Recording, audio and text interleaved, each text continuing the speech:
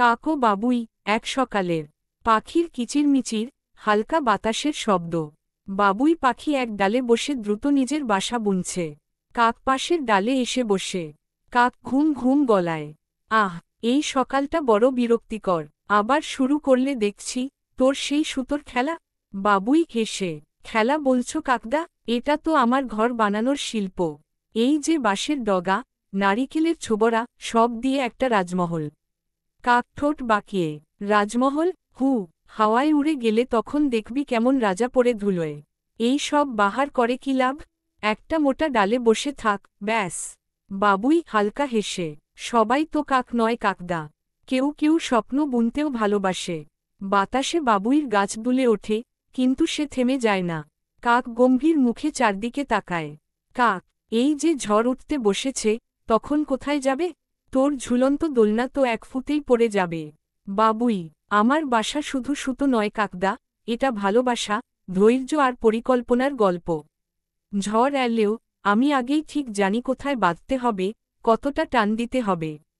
কাক কিছুটা মুগ্ধ, কিন্তু মুখে স্বীকার না করে।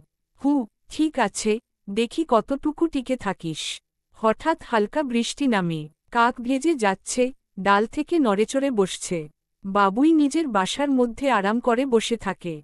কাক গলা কাঁপিয়ে। আহ, এই ঠান্ডা জল, আমার পাখা সব ভিজে গেল। তুই তুই তো বেশ আরামে আছিস। বাবুই মুচকি হেসে। বলে তো ছিলাম, রাজমহল না হোক ঘরটা কাজের। আর কাকদা, এই বৃষ্টিই তো আমার গল্প লেখে, তুমি তো শুনতেই চাও না। সূর্য উকি দেয়, পাখির ডাক আবার শোনা যায়। কাক গা ঝেড়ে বসে, একটু চুপচাপ। কাক শান্তভাবে। তুই খুব খারাপ না রে বাবুই। এই বাসাটা, সত্যি বলতে, তোর মতো কেউ যদি একটু আমার জন্য বানিয়ে দিত। বাবুই চোখ টিপে। চুপি চুপি কবিতা শোনার শখ আছে বুঝি? কাক হাসতে হাসতে। না রে, কিন্তু একটু আরাম, সেটাও তো শিল্পেরই এক রূপ, না? বাবুই কাকের দিকে একটা পাতার টুকরো এগিয়ে দেয়, যেন একসাথে কিছু গড়ে তোলার ইঙ্গিত।